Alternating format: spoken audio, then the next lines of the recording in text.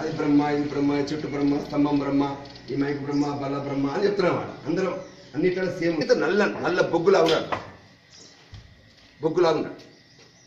ఇంకేమైంది అంటే ఈ పక్కన కూర్చున్నాడు కదా, ఆయన చూసి భరించలేకపోయాడు. ఎవరు ఉపన్యాసం ఇచ్చిన కలర్ నల్లగా ఉన్నది చూస్తే ఈ కూర్చుని కొద్ది గురువు దగ్గర చెప్పిన గురువుజీ అడిగాడు అన్నమాట, ఎందుకంటే జరుపుకుంటున్నాడు. చూశాడని ఎట్లున్నాడు మనిషి అన్నాడు. ఎవరు నీకు తెలుసు కదా, నాకు తెలియదండి. నీకు తెలుసు అన్నాడు. తెలియదు సార్, నీకు తెలుసు అని ఉత్తరం తెలియదు అన్నట్టు అంటారు. నిజంగా నాకు తెలియదు, ఆయన బ్రహ్మ అని చెప్పినాడు. ఇందాక ఉపయోగించలే బ్రహ్మ బ్రహ్మ అన్నాడు కదా, బ్రహ్మనే అంటే ఎందుకు చెప్తున్నాడంటే ఈ పండుగ హిందూ సమాజంలో ఒక సామాజిక పండుగలాగా మనం జరుపుకుంటుంటాం. హిందూ సమాజమే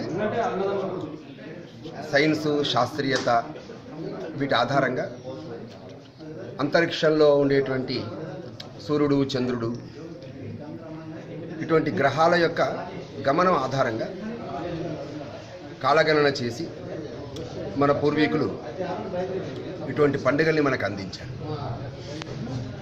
పండుగ అంటే కేవలం ఇంట్లో వంటకాలు చేసుకొని ఇంటి వరకే పరిమితం కాకుండా సమాజంలో ఉండేటువంటి ప్రకృతితో, అలాగే సమాజంలో ఉండేటువంటి భిన్న కులాలతో సమన్వయంతో సత్సంబంధాలు ఏర్పరచుకునేటువంటి ఒక సామాజిక ఉత్సవంగా జరుపుకోవాలనేది మన పూర్వీకుల యొక్క లక్ష్యం.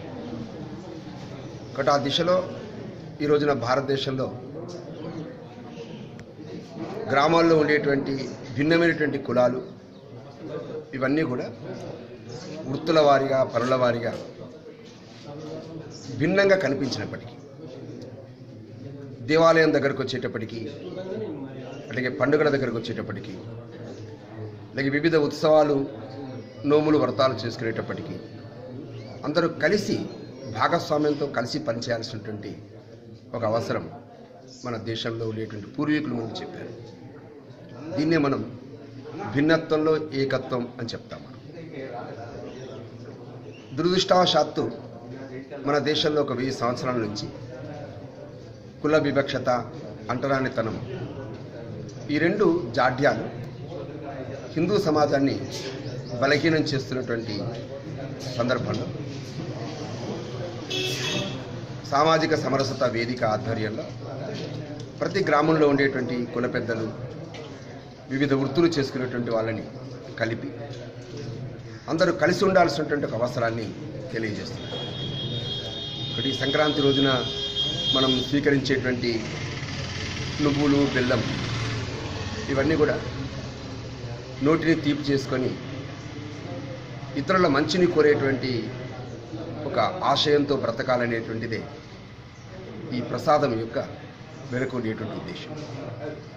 అలాగే ఎక్కడెక్కడో ఉండేటువంటి మన బంధువులందరూ కూడా పండుగ రోజున ఇంటికి రావడం అంటే ఒక భారతదేశంలో మాత్రమే కౌటుంబిక వ్యవస్థ బలంగా ఉన్నటువంటి, నేను నా చిన్ని పొట్ట శ్రీరామ రక్ష ఆ రకంగా బ్రతకకుండా సమాజంలో ఉండే వాళ్ళంతా మా బంధువులు అనేటువంటి ఒక వసుధైక కుటుంబానికి ప్రతీకగా నిలిచేటువంటి ఈ పండుగల్ని, హిందూ పండుగల్ని మనం మూఢనమ్మకాలుగా, అశాస్త్రీయాలుగా, పిడివాదాలుగా అయితే ప్రచారం జరుగుతుందో దాన్ని మనం నిర్మూలించి సమాజంలో ఒక మంచి సామాజికమైన, ఆర్థికమైనటువంటి, ఆధ్యాత్మికమైన వాతావరణ నిర్మాణం చేయడంలో మనందరం ప్రయత్నం చేయాలి. సంక్రాంతి అంటే సమ్యక్ క్రాంతి, అంటే సమ్యక్ అంటే మంచి, క్రాంతి అంటే మార్పు. ఒక మంచి మార్పు ప్రకృతిలో ఎలా వస్తుందో అలాగే మన మనస్సుల్లో ఉండేటువంటి అహంకారము, పొగరు, ఇగోలు ఇవన్నీ తగ్గించుకొని సమాజంలో ఉండేటువంటి ధనిక, పేద, లేకపోతే ఉచ్చ నీచ భేదాలన్నీ మరిచి కలిసి సమన్వయంతో, సద్భావంతో నడిచేటువంటి పండుగగా ఈ పండుగ వరకే పరిమితం కాకుండా ప్రతిరోజు ఈ పండుగ వాతావరణం నిర్మాణం చేయడం కోసం కృషి చేయాలని నేను కోరుతున్నాను.